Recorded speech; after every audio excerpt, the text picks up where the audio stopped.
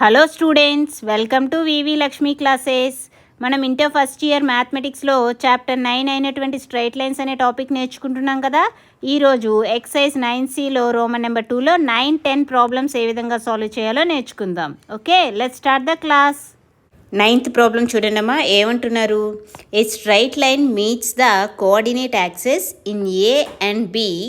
Find the equation of the straight line when. First one ఏమి ఇచ్చారు? When AB is divided in the ratio 2:3 at -5, 2. And second one, AB is divided in the ratio 1:2 at -5, 4. Third one, P, Q bisects AB. Okay, so ఇక్కడ మనం ఏం find చేయాలి? Straight line equation అనేది find చేయాలి. అయితే ఆ straight line అనేది ఏ విధంగా ఉందని ఇచ్చారంటే, ఈ విధంగా నేను X axis, Y axis consider చేశాను అనుకోండి.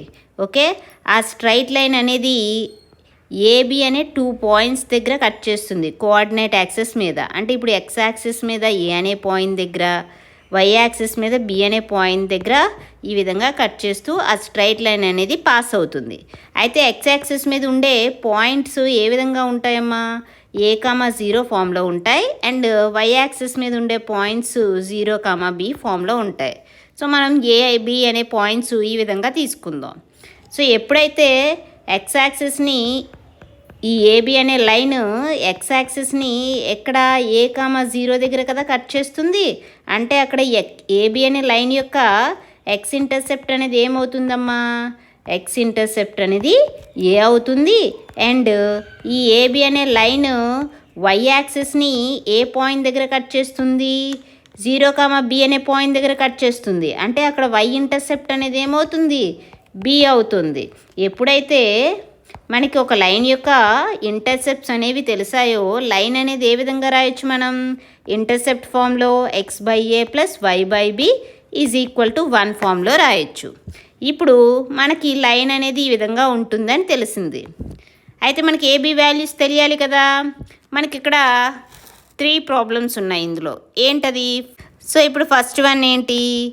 ఏబి అనే లైన్ -5, 2 దగ్గర డివైడ్ చేసామనుకోండి, ఏ రేషియోలో డివైడ్ అవుతుందంట? 2:3 రేషియోలో డివైడ్ అవుతుంది. అయితే మనకి సెక్షన్ ఫార్ములా అనేది ఏం తెలుసమ్మా? ఏదైనా లైన్, సపోజ్ ఈ విధంగా ఒక లైన్ ఉందనుకోండి, ఏబి అనే లైన్. ఈ లైన్ సి అనే పాయింట్ దగ్గర డివైడ్ చేస్తే m:n రేషియోలో డివైడ్ అవుతుంది. ఈ సి అనే పాయింట్ యొక్క కోఆర్డినేట్స్ ఏమవుతాయమ్మా? ఏ అనే పాయింట్ x1, y1, బి అనే పాయింట్ x2, y2 అని తీసుకుంటే కనుక సి అనే పాయింట్ యొక్క కోఆర్డినేట్స్ ఏమవుతాయి? mx2 + nx1 / m + n, my2 + ny1 / m + n అవుతుంది. సో నేను ఇప్పుడు ఈ ఫార్ములా యూజ్ చేసి ఏబి వాల్యూస్ ఫైండ్ చేస్తాను. ఎప్పుడైతే ఏబి వాల్యూస్ వచ్చాయో అప్పుడు మనం లైన్ ఈక్వేషన్ అనేది వస్తుంది కదా. ఓకేనా? ప్రొసీజర్ అనేది అర్థమైందా? ఇప్పుడు చూడండి సొల్యూషన్ చూడండి. ఇక్కడ మనకి ఏమి ఇచ్చారమ్మా? A straight line meets the coordinate axes in A and B అని ఇచ్చారు కదా. సో ఇక్కడ నేను ఏ విధంగా తీసుకుంటున్నానంటే, let AB be the straight line, AB be the straight line meets x-axis at a,0 and y-axis at b, 0, b. ఓకేనా? x-axis మీద ఎప్పుడు y కోఆర్డినేట్ 0 అవుతుంది, y-axis మీద x కోఆర్డినేట్ 0 అవుతుంది. కాబట్టి పాయింట్స్ అనేవి ఈ విధంగా తీసుకున్నాను. ఓకే, సో అయితే దీన్ని బట్టి మనకి ఏం తెలుస్తుందమ్మా? ఎక్స్ ఇంటర్సెప్ట్ ఏమవుతుందని తెలుస్తుంది. ఎక్స్ ఇంటర్సెప్ట్ అనేది ఏ అవుతుంది అండ్ వై ఇంటర్సెప్ట్ అనేది బి అవుతుంది. సో ఇంటర్సెప్ట్స్ తెలిసినప్పుడు లైన్ ఈక్వేషన్ ఇంటర్సెప్ట్ ఫామ్లో ఏ విధంగా ఉంటుంది? లైన్ ఏబి ఇన్ ఇంటర్సెప్ట్ ఫామ్లో లైన్ ఈక్వేషన్ అనేది రాయండి. ఏ విధంగా ఉంటుంది? x/a + y/b = 1. ఓకేనా? సో ఈ విధంగా లైన్ ఈక్వేషన్ ఉంటుందని తెలిసింది. ఇప్పుడు A comma B points find చేద్దాం. ఫస్ట్ కేసులో మనకి ఏమి ఇచ్చారు, ఏబి అనే line AB is divided in the ratio 2:3 at -5, 2. Okay, so మనకి ఫార్ములా అనేది ఏం తెలుసమ్మా, if a point P divides AB అనే లైన్ని P అనే పాయింట్ m:n రేషియోలో డివైడ్ చేసింది అనుకోండి, in ratio m:n, then P అనే పాయింట్ యొక్క కోఆర్డినేట్స్ ఏమవుతాయమ్మా, Px, y is equal to mx2 plus nx1 by m+n, my2 plus ny1 by m+n. ఓకేనా, ఫార్ములా అనేది తెలుసు కదా. ఇక్కడ మనకి ఏబి అనే పాయింట్స్ తెలుసు, రేషియో తెలుసు, అండ్ P అనే పాయింట్ కూడా తెలుసు. Here A is equal to A, 0, B is equal to 0, B, and ratio m:n ratio ఏం తెలుసు, 2:3, అండ్ P అనే పాయింట్ కూడా తెలుసు కదా. P అనే పాయింట్ ఏంటి, x, y values, Px, y is equal to -5, 2. ఓకేనా, అర్థమైంది కదా. ఇప్పుడు ఫార్ములా అనేది అప్లై చేద్దాం. అండ్ ఇక్కడ A అనేది x1, y1, B అనేది x2, y2 అని తీసుకొని చేస్తే సరిపోతుంది.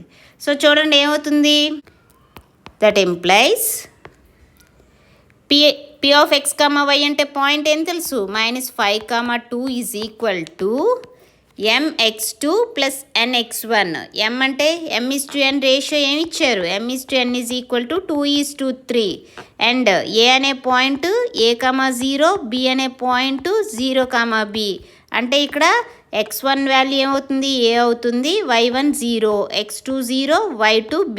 ఓకేనా, సబ్స్టిట్యూట్ చేయండి, ఏమవుతుంది, mx2 అంటే 2 × 0 ప్లస్ nx1, n అంటే 3 × A బై m+n ఏమవుతుంది, 2 + 3, my2 అంటే 2 × y2 వాల్యూ ఏంటి, B, plus ny1 that is 3 × 0 by 2 + 3. ఓకేనా, దట్ ఇంప్లైస్ ఇప్పుడు కోఆర్డినేట్స్ కంపేర్ చేస్తే -5 ఈక్వల్ టు ఏమవుతుంది, ఫస్ట్ వన్ 2 × 0, 0 ప్లస్ 3 × A అంటే 3A by 5. 2 equal to second coordinate ఏమవుతుంది, 2 × B, 2B ప్లస్ 3 × 0 అంటే 0 బై 5. ఓకే, సో వీటి నుంచి మనకి ఏ వాల్యూ, B వాల్యూ ఫైండ్ చేయండి. A ఈజ్ ఈక్వల్ టు ఏమవుతుంది, -5, ఇక్కడ 5 అనేది మల్టిప్లై చేస్తుంది కదా, సో లెఫ్ట్ హ్యాండ్ సైడ్ పంపిస్తే మల్టిప్లై చేస్తుంది, 3 అనేది మల్టిప్లై చేస్తుంది అంటే డివైడ్ చేస్తుంది. సో ఏమైంది, A is equal to -25/3, and ఇక్కడ B అనేది ఏమవుతుంది, 2 × 5/2, 2 క్యాన్సిల్ అయితే B ఈజ్ ఈక్వల్ టు 5 వచ్చింది. సో AB వాల్యూస్ వచ్చాయి కదా. ఇప్పుడు లైన్ ఈక్వేషన్ ఏమవుతుంది, హెన్స్ ఈక్వేషన్ ఏమవుతుంది, x/A, A అంటే -25/3 ప్లస్ y/B అంటే 5 is equal to 1. Okay, simplify చేద్దాం. చూడండి, సింప్లిఫై చేస్తే ఏమవుతుంది, x/25/3 అంటే రెసిప్రోకల్ తీసుకుంటే ఏమవుతుంది, 3/-25 plus y/5 is equal to 1. LCM అనేది ఏమవుతుంది, 25 అనేది ఎల్సిఎం తీసుకుంటే -3x plus 5y is equal to 1, that is -3x plus 5y is equal to 25. Simplify చేయండి, 3x - 5y plus 25 is equal to 0. So this is the required line equation. ఓకేనా, అర్థమైందా. ఇదే విధంగా second one ఏం చేయాలి చూడండి, AB is divided in the ratio 1:2 at -5, 4. Okay, so same procedure, m:n ఏమవుతుంది, 1:2 అవుతుంది, and P of x, y ఏమవుతుంది, -5, 4 అవుతుంది. ఓకేనా, చూడండి సెకండ్ కేసులో ఏమంటున్నారమ్మా, AB is divided in the ratio AB is divided in the ratio 1:2 at -5, 4. ఓకేనా? So చూడండి, మనకి లైన్ ఈక్వేషన్ ఏ విధంగా ఉంటుందని తీసుకున్నాం. x/a + y/b = 1 ఫామ్లో ఉంటుందని చేసాం. సెక్షన్ ఫామ్లో ఏంటి? If a point P divides AB in the ratio m:1,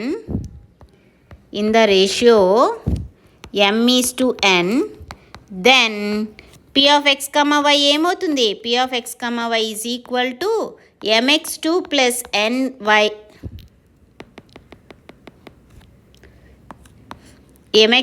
plus nx1 by m plus n, my2 plus ny1 by m plus n. So ఇక్కడ మనకి P అనే పాయింట్ ఏం తెలుసు? Here Px, y is equal to -5, 4 and m:n is equal to 1:2. Next AB అనే points ఏం తెలుసు? a, 0 and B అనేది 0, B అని తెలుసు కదా. సో ఇక్కడ A అనే పాయింట్ x1, y1, B అనే పాయింట్ x2, y2 అవుతుంది. ఈ వాల్యూస్ అన్ని ఫార్ములాలో సబ్స్టిట్యూట్ చేయండి. ఏమవుతుంది? Px, y అంటే -5, 4 is equal to mx2 plus nx1. m అంటే 1, n అంటే 2. ఓకే, mx2 ఏమవుతుంది? 1 × 0 plus 2 × a by m plus n అంటే 1 plus 2. Next 1 × b plus 2 × 0 by m plus n అంటే 1 plus 2. సింప్లిఫై చేయండి. ఏమవుతుంది? దట్ ఇంప్లైస్ కోఆర్డినేట్స్ ఈక్వల్గా ఉన్నాయి కాబట్టి -5 ఈక్వల్ టు ఫస్ట్ కోఆర్డినేట్ ఏంటి? 1 × 0, 0 plus 2 × a, 2a by 3, 4 equal to ఏమవుతుంది? 1 × b, b plus 2 × 0 అంటే 0 by 1 plus 2, 3. That implies AB values ఏమొస్తాయి? a ఈజ్ ఈక్వల్ టు -5 × 3/2 అంటే a ఈజ్ ఈక్వల్ టు -15/2. అదేవిధంగా B ఏమవుతుంది? B ఈజ్ ఈక్వల్ టు 12 అవుతుంది. AB values తెలిసాయి కాబట్టి ఈక్వేషన్ ఆఫ్ ఎ లైన్ ఏమవుతుంది? హెన్స్ ఈక్వేషన్ ఆఫ్ లైన్ ఏమవుతుంది? x/a అంటే x/-15/2 ప్లస్ y/b అంటే 12 ఈజ్ ఈక్వల్ టు 1. సింప్లిఫై చేస్తే -2x/15 plus y/12 is equal to 1. 15, 12 LCM తీస్తే ఏమవుతుంది? 60 అవుతుంది. 60 అనేది ఎల్సిఎం అయితే 15 4 60 కదా, అంటే -2 × 4 -8x plus 12 5 60, so 5y is equal to 1. Simplify చేస్తే -8x plus 5y is equal to 60. That implies 8x - 5y plus 60 equal to 0. ఓకేనా? అర్థమైంది కదమ్మా? Same first case second case ఒకే విధంగా ఉంటాయి. ఇప్పుడు థర్డ్ వన్ చూడండి. PQ బైసెక్స్ AB అన్నారు. అంటే మీనింగ్ ఏంటంటే ఇక్కడ AB అనే లైన్ ఉంది కదా, PQ బైసెక్స్ AB అన్నారు అంటే అక్కడ P, Q అనేది AB అనే లైన్ యొక్క మిడ్ పాయింట్ అవుతుందని. ఓకేనా? సో P, Q అనేది ఏంటి? AB అనే లైన్ యొక్క మిడ్ పాయింట్ అవుతుంది. థర్డ్ వన్ చూడండి అమ్మా. P, Q బైసెక్స్ AB మీన్స్ ఏమవుతుంది? P, Q is the midpoint of AB అవుతుంది. P, Q is the midpoint of AB. AB అనే పాయింట్స్ మనకేం తెలుసు? A అనే పాయింట్ a, 0 అండ్ B అనే point 0, B. So mid point అన్నారు అంటే ఏమవుతుంది? P, Q is equal to x1 + x2/2 కదా, అంటే a + 0/2, y1 + y2/2 that is 0 + b/2. Okay, simplify చేస్తే ఏమవుతుంది? P is equal to a/2 and Q is equal to b/2 అవుతుంది. So that implies a is equal to 2p and b is equal to 2q. ఓకేనా? ఇప్పుడు substitute చేయండి. ఏమవుతుంది? Hence equation of a line is